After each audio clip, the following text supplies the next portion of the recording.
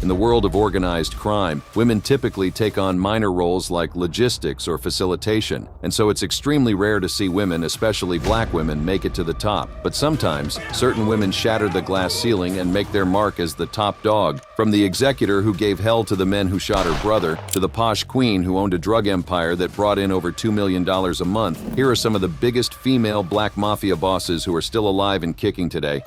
Jemiker Thompson.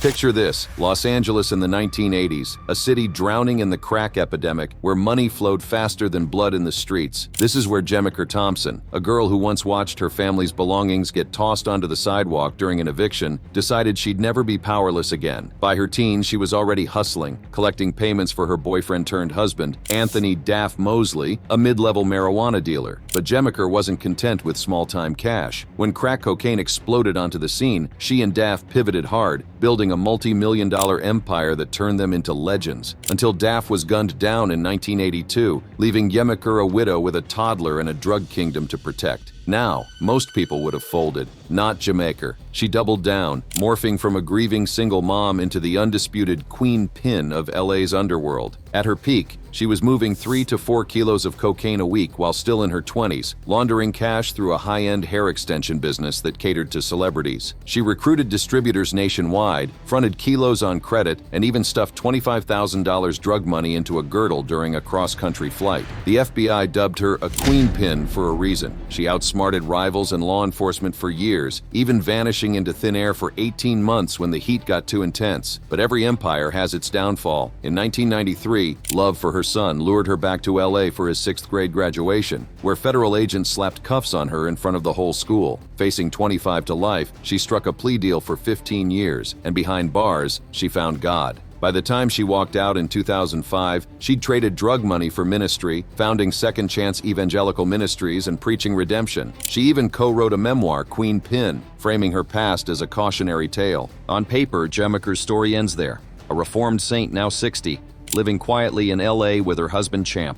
But let's be real, the streets don't forget, and neither do the whispers. For starters, retiring from the drug game isn't like quitting a desk job. Those connections, the muscle memory of moving products, the millions she once laundered through businesses, that doesn't just evaporate. The 2025 drug trade runs on encrypted apps and crypto, a far cry from the 80s street corners. But who better to advise on evading modern surveillance than a woman who outran the feds for years? Of course, there's no smoking gun. Jemiker plays the role of redeemed evangelist flawlessly, attending church and mentoring ex-cons. But in a world where cartels still operate and old networks never die, skepticism lingers. So is Jemiker Thompson still pulling strings in 2025? Officially, no. But in the shadows where legends thrive, let's just say the Queen Pin's crown might be dusted off more often than her sermons suggest. Next on this list is another drug-pushing queen who took over after the death of her husband, Thelma Wright. Imagine it's Philadelphia in the late 80s, a city gripped by the crack epidemic. This is where Thelma Wright, a grieving widow turned ruthless kingpin, or should we say queenpin, stepped into the spotlight. Her husband, Jackie Wright, was a major player in Philly's narcotics scene until he was murdered in 1986. For most people, that tragedy would have been the end of the story, but for Thelma, it was just the beginning. Overnight, she went from a quiet life as a mother and wife to running a drug empire that stretched from the streets of Philly to the sunny boulevards of Los Angeles. And let me tell you, she didn't just step into her husband's shoes, she stomped in them. By the early 90s, Thelma was moving kilos of cocaine and heroin like it was nothing. We're talking $400,000 a month at her peak, enough to make even the most seasoned cartel bosses raise an eyebrow. She didn't just play the game, she rewrote the rules. While male rivals underestimated her as just a widow, she built a network of suppliers, enforcers, and street-level dealers who answered to her alone. Stories from that era paint her as equal parts calculating and fearless. One minute she's negotiating prices with LA Connects, the next she's allegedly orchestrating hits on competitors who threatened her territory. But here's the wild part. She did it all while raising her son, keeping up appearances as a regular mom in their North Philly neighborhood. But then in 1991, everything changed. Thelma survived a brutal assassination attempt, a hit that left her hospitalized and, according to rumors, shook her to her core. Suddenly, the risks weren't worth the rewards. Her son's safety became her obsession, and she walked away from the drug trade cold turkey. Or did she? Officially, she retired, avoiding the fate of so many of her peers who ended up dead or behind bars. She slipped into the shadows, moved to the suburbs, and became a ghost in her own story. But if you think a woman with that much grit and street IQ just vanished, you haven't been paying attention. Fast forward to today. Thelma Wright is 74 years old, and on paper she's living a quiet, law-abiding life. No flashy social media, no interviews, no tell-all memoirs. But remember, retiring from the drug game isn't like clocking out of a 9-to-5. The connections, the secrets, the money trails, they don't just disappear. And Thelma, she didn't just have connections. She was the connection. Here's where it gets spicy. Over the past decade, Philly's underworld has seen a resurgence of sophisticated, low-profile drug operations. Product appears out of nowhere. Deals happen with military precision. And interestingly, some of these new players have ties to old-school networks that trace back to the 90s. Coincidence? Maybe. But then there's the sun. While Thelma fiercely protected, could Thelma be mentoring a new generation from behind the scenes, guiding tactics, smoothing over conflicts, leveraging her decades of experience without ever leaving her living room? Only one person can answer that. Next, we have a woman who's one of the most infamous jewelry thieves on the planet, Doris Payne. The year is 1974, and Doris Payne is at the Cartier jewelry store in Monte Carlo, but she isn't here to shop, she's here to steal. By the time she leaves Monte Carlo, she's vanished with a 10-carat diamond ring worth $500,000, sewing the stone into her girdle and tossing the setting into the Mediterranean like pocket change. This wasn't a one-off heist either. For over 6 decades, Doris Payne lived a real-life Ocean's 11 saga, swiping millions in jewels with nothing but wit, nerve, and a flair for theatrics. And here's the kicker. At 94 years old, the legend might not be done yet. Born in 1930 to a coal miner in segregated West Virginia, Doris grew up playing Miss Lady, a game where she'd dress up and imagine a life far from poverty. That fantasy became her blueprint. By her teens, she'd already stolen her first diamond, allegedly to fund her abused mother's escape from her father, and realized she had a gift. Her strategy? Dress like royalty, act like royalty, and exploit the racism and classism of luxury stores. Her sleight-of-hand tricks were pure artistry. Request a dozen pieces, try them on in a blur, accidentally misplace one to earn trust, then vanish with the real prize during a distraction. The numbers are staggering: 32 aliases, 11 social security numbers, and a rap sheet longer than most lifetimes. She hit stores from Tokyo to Paris, once escaping custody by jumping off a moving train in Switzerland. Even when caught, she'd outsmart the system, like the time she pried a diamond from its setting with a toenail clipper while detained in Monaco. By the 2010s, she'd become a folk hero, starring in her own documentary while still racking up arrests, including a 2017 Walmart shoplifting bust at 87 years old, caught on camera with an ankle monitor from a previous charge. After that, radio silence. Released due to prison overcrowding and her age, Doris seemingly retired to the shadows. But let's be real, a career criminal with her instincts doesn't just unplug. Sure, she's 94 now, frail, maybe even forgetful, but her legacy is a masterclass in audacity, and in the underworld, legends don't retire, they evolve. Think about it, she spent decades perfecting cons that relied on psychology, not brute force. What's stopping her from mentoring a new generation of thieves, passing down tricks to protégés who'll never say her name aloud? Maybe she's sipping tea in a retirement home, chuckling at the idea of a 94-year-old jewelry theft boss. Or maybe, just maybe, she's the ghost in the machine, the queen pin teaching rookies how to vanish into thin air, one diamond at a time. Either way, Doris Payne's story isn't over. It's just waiting for the next twist. One person whose story is almost certainly done, though, is the legendary Sylvia Nun. Sylvia Nun.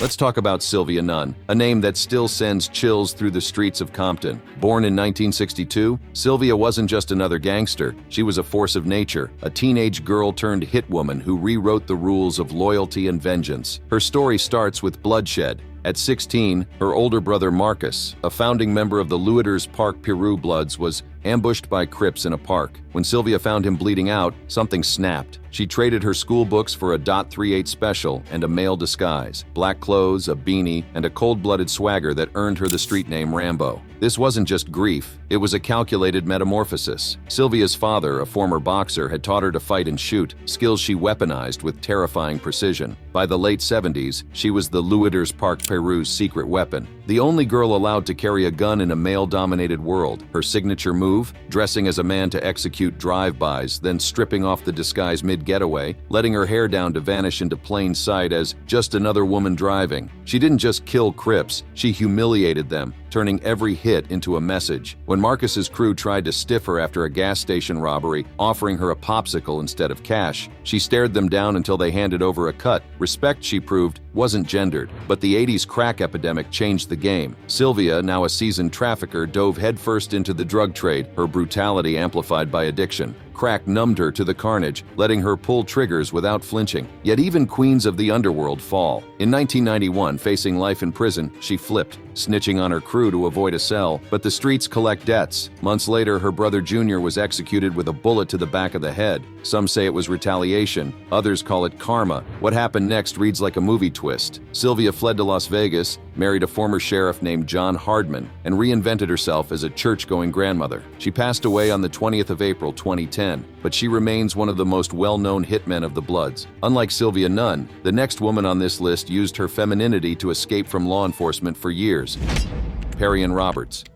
Perion Roberts is a name that once struck fear into Alabama's drug underworld and now sparks curiosity about whether her story really ended with prison and redemption. Born into a middle-class Huntsville family, Perion wasn't your typical gangster. She grew up attending Catholic school, studying pre-law at Alabama AANDM, and even modeling in beauty pageants. But by the late 80s, she traded textbooks for kilos of cocaine while building a drug empire that raked in $2 million a month. And that's her lowball estimate. Here's the twist. Law enforcement couldn't wrap their heads around her. How could a polished, college-educated woman with no criminal record be orchestrating shootouts and cartel deals? She dressed like a businesswoman, paid taxes on her drug money, and even funded community Christmas dinners. Cops underestimated her, assuming she was just a pretty face. Big mistake. By the 90s, she controlled 70 dealers across Alabama, buying kilos directly from Mexican suppliers at wholesale prices and flipping them for astronomical profits. But the game caught up with her. In 2004, facing a 99-year sentence, she struck a plea deal for 21 years. Yet in a twist straight out of a movie, she walked free after just 2 years thanks to a full pardon in 2014.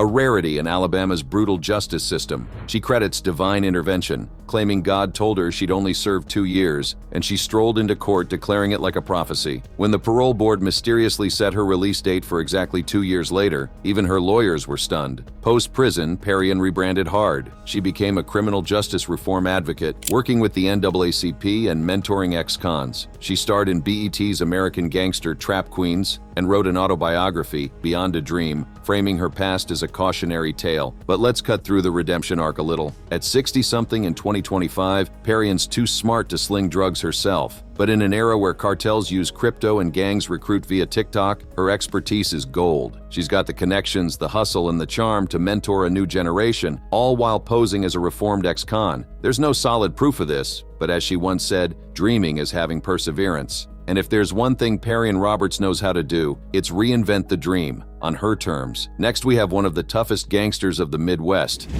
Shantae Henderson.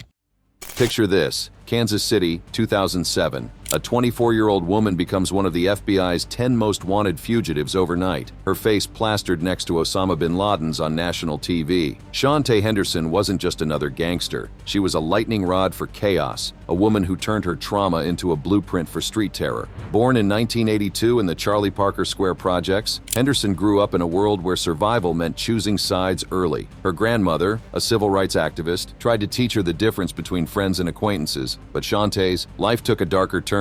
By her teens, she'd aligned with the 12th Street and 51st Street gangs, earning a reputation as a masculine female who dressed like a man, carried assault rifles, and allegedly orchestrated drive-bys with military precision. Her rise to infamy began in 2006 when she shot 21-year-old DeAndre Parker at a gas station, claiming he tried to run her over. Witnesses saw her fire into his truck as he sat with his girlfriend, turning the parking lot into a crime scene. Charged with second-degree murder, she fled, sparking a manhunt that catapulted her onto the FBI's most wanted list in 2007, making her only the 8th woman ever listed. Cops painted her as the ringleader of a gang war, alleging ties to 5 other murders and 50-plus shootings, though nothing stuck beyond the Parker case. Here's where it gets wild. When cops finally cornered her at a Northland apartment complex, she kept them waiting at the door while she put on her shoes and called out, "I don't want to be shot." But the law finally caught up. In 2008, she struck a plea deal, dodging a life sentence for voluntary manslaughter and armed criminal action.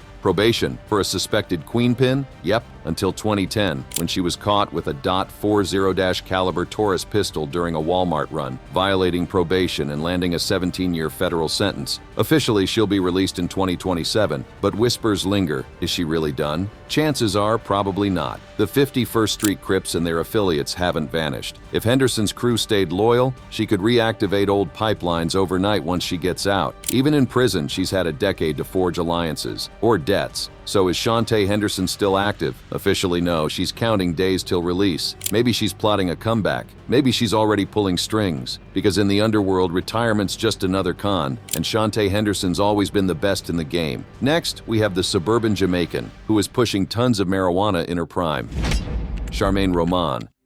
Meet Charmaine Roman, the unlikeliest drug kingpin you'd ever cross. Born in Jamaica, Roman built a dual life so convincing, even her own family allegedly had no clue she was bankrolling a violent marijuana empire that smuggled thousands of pounds of weed from Mexico to Central Florida. Her hustle? Dressing like a soccer mom while laundering millions through Vegas casinos and dodging cops for nearly a decade. But here's the twist. In 2025, whispers still swirl that her retirement might be a myth more than anything. Let's rewind. By the 2000s, Roman was the financial mastermind behind a Jamaican drug ring so sophisticated it moved product using freight shipping, private vehicles, and even the U.S. Postal Service. She laundered over $3 million at the Wynn Casino in Las Vegas, blending dirty cash with her hobby of high-stakes gambling and scratch-off lottery wins. One of those $15,000 ticket payouts even triggered a home invasion where armed men tied up her daughters demanding the cash. But Roman? She kept her cool, later testifying about the ordeal like it was a minor inconvenience. Her front? A concert promotion business called Sure Thing Investments, a classic shell company that hosted exactly one documented event. Cops called it a fairly common facade for drug ops, but Roman played the role flawlessly. She filed taxes, raised her grandson, and stashed IDs under aliases like Antoinette Lewis, all while coordinating 400-pound weed shipments to Orlando warehouses. When feds finally busted her in 2013, they found passports, social security cards, and birth certificates in multiple names, proof she'd been ghosting the system for years. Now here's where it gets spicy.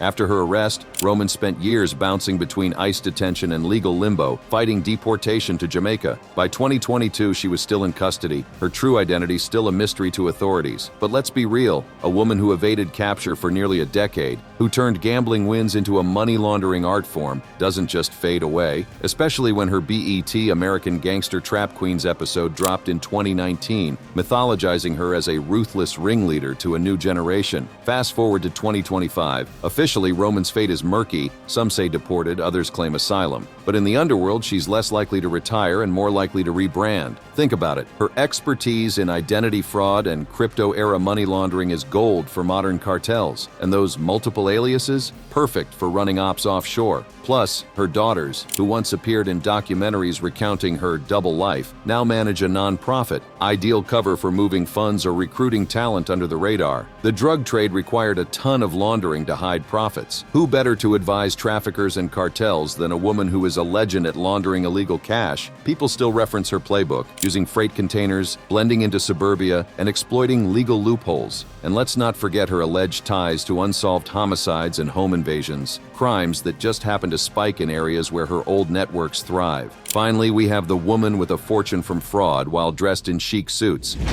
Aisha Hall.